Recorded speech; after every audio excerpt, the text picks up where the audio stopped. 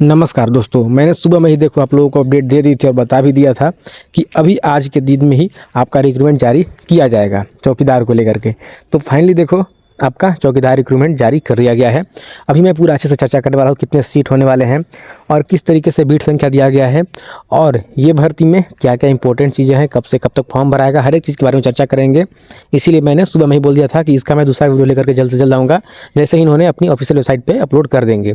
तो देखो कल के डेट में पेपर कटिंग में आया था, लेकिन कल संडे था, इस वजह से इस रिक्रूटमेंट को जारी नहीं किया गया था। और आज है मंडे और आज के डेट में देखो फाइनली इन्होंने ऑफिशियल वेबसाइट पर भी अपना अपलोड कर दिया। तो मैंने सुबह आप लोगों को बता दिया था। तो वेलकम टू माय चैनल दोस्तों, चैनल पर पहली बार आए हो तो चैनल को सब्सक्राइब कर देना, क्योंकि मेरे चैनल पे जो भी अपडेट होती है वो जेन्युइन अपडेट लगातार आपको देखने को मिलती रहती है। और जो भी अपडेट होता है मैं विद प्रूफ के साथ आपको पास लेकर के आता हूँ। कोई भी भाई झूठ फिर यहाँ पे कोई काम ऐसा होता नहीं है। और ये पीडीएफ मैं आपको क्या करूँगा, टेलीग्राम पे दे दूँगा। तो आप सभी लोग क्या कीजिएगा, टेलीग्राम को ज्वाइन करके रखिएगा। टेलीग्राम पे पीडीएफ आपको देखने को मिल जाएगी।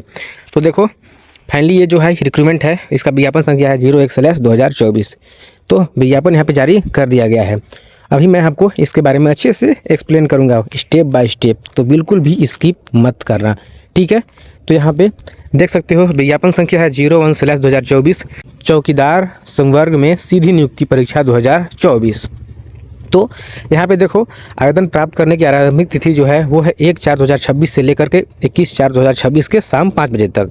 तो देवघर जिला अंतर्गत चौकीदार संवर्ग के पद पर सीधी भर्ती हेतु यहाँ पे विज्ञापन जारी किया जा रहा है। लाम लिफाफ जो यहाँ पे लिखा हुआ है इसको मैं अभी नहीं पढ़ूंगा। अभी मैं आपको इंपॉर्टेंट चीज़ है उसी चीज़ के बारे में चर्चा करूँगा। बात करते हैं सीटों की। तो यहाँ पे कुल जो यहाँ पे सीटों की संख्या है यहाँ पे दिखाया गया है कि 80 सीट होने वाले हैं, जिसमें 52 सीट जो है वो होगा अनारक्षित के लिए, उसमें पुरुषों का, महिलाओं का यहाँ पे 3 सीट होने वाला है अनारक्षित में, और ईडब्ल्यूएस में 1 सीट होने वाला है। तो ये तो यहाँ पे भाई सीटों का विवरण है जो मैं आप लोगों को दिखा दे रहा हूँ।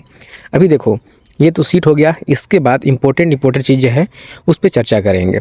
तो सबसे इम्पोर्टेंट चीज़ यहाँ पे क्या है, फॉर्म भरने में कितना पैसा खर्च होने वाला है। तो इसमें आपका 100 रुपये खर्च होंगे परीक्षा शुल्क, ठीक है। उसके बाद यहाँ पे वो परीक्षा शुल्क जो है वो सिर्फ जनरल के लिए है 100 रुपये।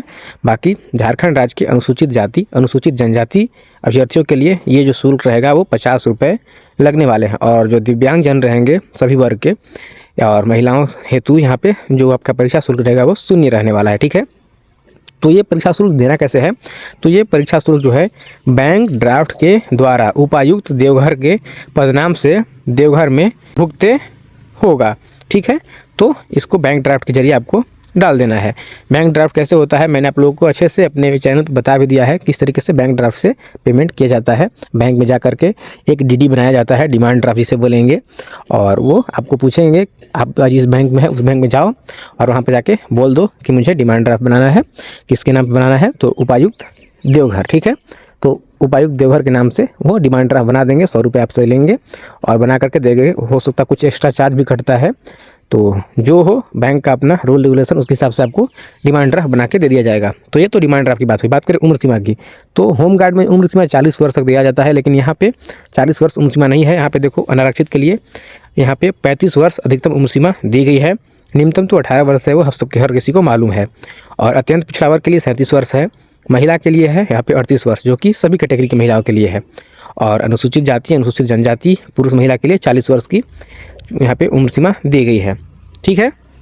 अब बात करते हैं यहाँ पर कि अभ्यर्थी को संबंधित यहाँ पे बीट क्षेत्र का अस्थायी निवासी होना अनिवार्य होगा। यहाँ पे पहले ही इन्होंने डिक्लेयर कर दिया है कि आप जो फॉर्म भरोगे वो अपनी बीट संख्या देखकर ही फॉर्म भरना, यानी कि अभ्यर्थी जिस संबंधित बीट संख्या से आते हैं, उनका गांव आता है, उनका प्रखंड आता है, उसी बीट संख्या में आपको फॉर्म को भरना होगा।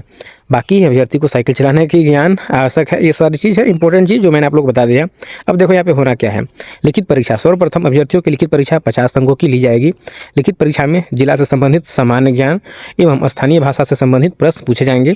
लिखित परीक्षा में न्यूनतम 30% अंक प्राप्त करना अनिवार्य होगा। सफल उम्मीदवारों की सूची जो है 1:3 की संख्या में तैयार की जाएगी। अब बात करते हैं शारीरिक माप का। तो शारीरिक माप में यहाँ पे न्यूनतम शारीरिक माप यहाँ पे दिया गया है, उस चीज़ को मैं आपको बता देना चाहता हूँ।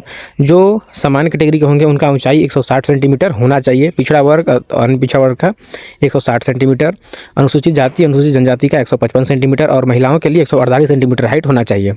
अब बात करते हैं फिजिकल का। यानी कि शारीरिक जाँच का। तो यहाँ पे देखो फिजिकल होने वाला है पुरुषों के लिए 5 मिनट या उससे पहले, तो आपको 20 अंक यहाँ पे मिलेंगे। 5 मिनट की बात करोगे आप 6 मिनट से पहले, तो आपको यहाँ पे 10 अंक मिलेगा, ठीक है। उसके आगे यहाँ पे महिलाओं के लिए दिया गया है कि महिलाओं को यहाँ पे 8 मिनट या उससे पहले करेंगे तो उनको 20 अंक मिलेगा, और अगर 8 मिनट के बाद 10 मिनट से पहले तो 10 अंक मिलेंगे, ठीक है। ये चीज़ यहाँ पे फिजिकल के बारे में बोला गया है। बात करते हैं मेधा सूची का कि मेधा सूची कैसे तैयार होगी। तो मेधा सूची जो है वो लिखित परीक्षा में प्राप्त अंक, शारीरिक जांच में प्राप्त अंक एवं कार्य अनुभव में प्राप्त अंक के योग के आधार पर कोटिवार रिक्त पदों की संख्या के अनुसार मेधा सूची तैयार की जाएगी। चिकित्सीय परीक्षा भी होगा, जिसमें होगा कि नियुक्ति के पूर्व सफल चयनित अभ्यर्थियों को स्वास्थ्य की जांच की जाएगी। सरकारी सेवक के रूप में अपने कर्तव्य को निर्वहन हेतु आवश्यक है कि शारीरिक एवं मानसिक स्वस्थता मापदंड के आधार पर अभ्यर्थियों का योग पाया जाना, उन्हीं लोगों को यहाँ पे नियुक्तियाँ किया जाएगा, ठीक है। अब मेधा सूची होगा उसको कैसे होगा, तो चौकीदार पद पर बहाली परिवीक्षा आधार पर की जाएगी। परिवीक्षा क्या है कि परिवीक्षा की अवधि जो है वो 2 वर्ष की होगी। अगर किसी चौकीदार की सेवा परिवीक्षा की अवधि में संतोषजनक नहीं पाया जाता है तो परिवीक्षा की अवधि 1 वर्ष के लिए बढ़ाई जा सकती है। अगर उस 1 वर्ष में भी आप भाई संतोषजनक कार्य नहीं करते हो तो आपको यहाँ पे निष्कासित करके हटा दिया जाएगा, ठीक है। तो यहाँ पे सैलरी की बात करें तो 1800 ग्रेड पे होने वाला है, यानी कि सैलरी आपका 20,000 प्लस चला जाएगा, ठीक है। बात करते हैं आवेदन की प्रक्रिया किस तरीके से होने वाली है। तो यहाँ पे आवेदन की प्रक्रिया होगी कि चौकीदार नियुक्ति से संबंधित योग्यता सह अर्हता रखने वाले अभ्यर्थी विहित प्रपत्र में आवेदन पत्र के साथ निम्नलिखित दस्तावेज जो है वह स्व अभिप्रमाणित प्रति अनिवार्य रूप से संलग्न करेंगे, जैसे में शैक्षणिक अंक पत्र, प्रमाण पत्र, और जो भी आपके पास स्थानीय निवासी प्रमाण पत्र है और जाति प्रमाण पत्र, जो भी आपके पास ये सारा चीज़ है डॉक्यूमेंट, उसको आपको यहाँ पे अटैच करना होगा। उसके साथ आपको 4 पासपोर्ट साइज का फ़ोटो भी देना जरूरी है, और जन्म तिथि से संबंधित शैक्षणिक प्रमाण पत्र देना होगा जिसमें आपका डेट ऑफ बर्थ मेंशन होना चाहिए। अब आपको क्या करना होगा, अभ्यर्थी को लिफाफा के ऊपर विज्ञापन संख्या, आवेदित पद का नाम, बीट, ठीक है, जो कि जिस बीट से आप फॉर्म भरोगे वो, ग्राम का नाम, संबंधित पंचायत का नाम, अंचल का नाम, थाना का नाम, ये सारी चीज़ आपको लिफाफे के ऊपर लिखना होगा। उसके बाद आपको उस लिफाफे को स्पीड पोस्ट या फिर रजिस्ट्री के माध्यम से आपको सेंड कर देना होगा। 21/4/2026 लास्ट डेट होने वाला है। इससे पहले आपको वहाँ पे पहुँच जाना चाहिए। आपका आवेदन आपको कहाँ पे भेजना है वो लोकेशन यहाँ पे दिया गया है, जिससे मैं आपको यहाँ पे देखो स्क्रीन पे दिखा रहा हूँ, इसी लोकेशन पे आपको भेज देना होगा, ठीक है। बाई हैंड नहीं देना है, आपको स्पीड पोस्ट के माध्यम से देना है। अब देखो फॉर्म कैसे होने वाला है यहाँ पे। तो चौकीदार पद पर नियुक्ति हेतु आवेदन पत्र यहाँ पे दिया गया है। इसे आप लोग अगर कमेंट करोगे तो मैं स्टेप बाय स्टेप भर के भी आपको दिखा दूंगा बाई हैंड, ठीक है, पूरा स्टेप बता दूंगा स्टेप बाय स्टेप, अगर आप लोग कमेंट करोगे तब। अदरवाइज ज़्यादा वीडियो लंबी हो जाएगी, एक ही वीडियो में मैं सारा जानकारी देना सही नहीं है। बस मैं आपको यहाँ पे दिखा दे रहा हूँ कि आपका जो फॉर्म है वो किस तरीके से यहाँ पे होने वाला है। इसको भरना होगा, इसमें शैक्षणिक योग्यता वगैरह सब कुछ सिंपल भाषा दिया गया है, आम भाषा है, आपको भरने में कोई समस्या नहीं होगी। अगर समस्या होती है तो आप लोग मुझे टेलीग्राम पे तो मैं PDF दे रहा हूँ। उसके अलावा आपको क्या करना होगा, मुझसे बात करने के लिए इंस्टाग्राम, फेसबुक का लिंक दिया गया है डिस्क्रिप्शन में, वहाँ से फॉलो कर लो। फॉलो करने के बाद मुझे मैसेज करोगे, आपको रिप्लाई मिल जाएगी, ठीक है। बाकी ये फॉर्म आपको टेलीग्राम पे दे रहा हूँ, टेलीग्राम से आप लोग इसे जा करके डाउनलोड करके प्रिंट आउट कर लेना।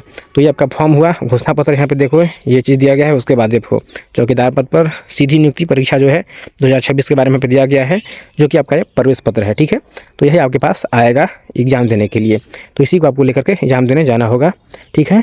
तो यही चीज़ है। बाकी यहाँ पे समाहरणालय देवघर, यहाँ पे देख सकते हो पद किस तरीके से दिया गया है। बीट संख्या आपको यहीं पे देखने को मिलेगा, ये बीट संख्या है, इसी बीट संख्या में सबका यहाँ पे दिया गया है।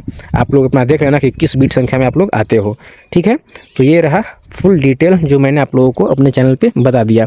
अब आप लोग कमेंट बॉक्स में कमेंट करके बताओ आपको वीडियो कैसी लगी। वीडियो इन्फॉर्मेटिव लगी तो वीडियो को लाइक कर देना, चैनल पे पहली बार आए हो चैनल को सब्सक्राइब कर देना, और इस वीडियो को शेयर करना अपने सभी दोस्तों के पास। इस तरीके की अपडेट आपको मेरे चैनल पे देखने को मिलती रहेगी। आते हैं एक और नई वीडियो, एक और नई अपडेट के साथ। तब तक अपना ख्याल रखना। Goodbye and thanks for watching guys. Video को लाइक कर दो।